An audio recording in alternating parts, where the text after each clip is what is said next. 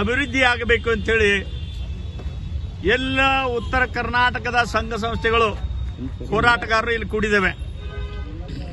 ಸುಮಾರು 12 ವರ್ಷ ಆದರೂ ಸಹ ಸುವರ್ಣಸೌಧ ಸೌಧವಾಗಿ ಉಳಿದಿದೆ ಹೊರತು ಉತ್ತರ ಕರ್ನಾಟಕದ ಜನರ ಸಮಸ್ಯೆಗಳ ಪರಿಹಾರ ಆಗುವ ಒಂದು ಸೌಧ ಆಗಿಲ್ಲ.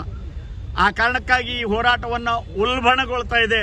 ಇದಕ್ಕೆ ಕಾರಣ ಇಚ್ಛಾಶಕ್ತಿಯ ಕೊರತೆ. ಬಂದಂತ ಎಲ್ಲ ಸರ್ಕಾರಗಳಿಗೂ ಸಹ ಯಾವ ನಿಟ್ಟಿನಲ್ಲಿ ಉತ್ತರ ಕರ್ನಾಟಕ ಬೆಳವಣಿಗೆಯ ಬಗ್ಗೆ ಚಿಂತನೆಯನ್ನ ಮಾಡಿ ತೀರ್ಮಾನಗಳ ತೆಗೆದುಕೊಳ್ಳಲಿಲ್ಲ ಅಂದಾಗ ಸಹಜವಾಗಿ ಉಗ್ರವಾಗಿ ಹೋರಾಟವನ್ನು ಪ್ರಾರಂಭ ಮಾಡಬೇಕಾಗ್ತದೆ.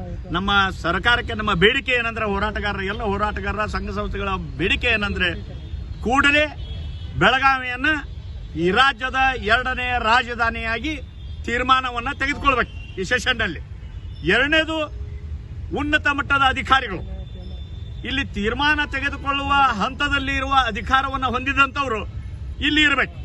ಅದಕ್ಕೆ ಸುವರ್ಣಸೌಧದ ಮಗ್ಗಲಿಗೆ ಆಡಳಿತ ಸೌಧವನ್ನ ಕೂಡಲೇ ಪ್ರಾರಂಭ ಮಾಡಲಿಕ್ಕೆ ನಿರ್ಧಾರವನ್ನ ಈ ಸೆಷನ್ನಲ್ಲಿ ತೆಗೆದುಕೊಳ್ಳಬೇಕು. ಇನ್ನೂ ಅನೇಕ ಸಮಸ್ಯೆಗಳಿವೆ.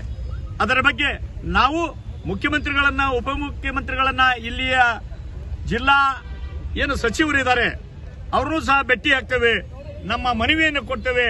ಇದಕ್ಕೆ ಪೂರಕವಾಗಿ ಪ್ರತಿಕ್ರಿಯೆ ಬರದೇ ಇದ್ರೆ ಉಗ್ರವಾಗಿ ಹೋರಾಟವನ್ನು ಪ್ರಾರಂಭ ಮಾಡುವ ಸಮಯ ಬರಬಹುದು. ಈಗಾಗಲೇ ಅನೇಕರು ಉತ್ತರ ಕರ್ನಾಟಕ ಸೆಕೆಂಡ್ ಗ್ರೇಡ್ ಸಿಟಿಜನ್ ನಾವು ಅಂತಾನು ಸಹ ಮಾತನಾಡ್ತಾ ಇದ್ದಾರೆ. ಅದಕ್ಕೆ ಉತ್ತರ ಕರ್ನಾಟಕ ಪ್ರತ್ಯೇಕ ರಾಜ್ಯವಾಗಿ ಬೇಕು ಅಂತ ನಮ್ಮ ಬೇಡಿಕೆ ಅಲ್ಲ, ಸಮಗ್ರ ಅಭಿವೃದ್ಧಿ ಆಗಬೇಕು ಅಂತ ನಮ್ಮ ಬೇಡಿಕೆ. ಆ ಕಾರಣಕ್ಕೆ ಕೂಡಲೇ ಎಚ್ಚೆತ್ತುಕೊಳ್ಬೇಕು. ಇಲ್ಲದೆ ಹೋದ್ರೆ ಸಮಗ್ರ ಉತ್ತರ ಕರ್ನಾಟಕ ಬೇರೆ ಬೇಕು ಅಂತೇಳಿ ಕೂಗು ಬರುವ ಪೂರ್ವದಲ್ಲಿ ಸರ್ಕಾರಗಳು ನಿರ್ಧಾರವನ್ನು ತೆಗೆದುಕೊಳ್ಬೇಕು.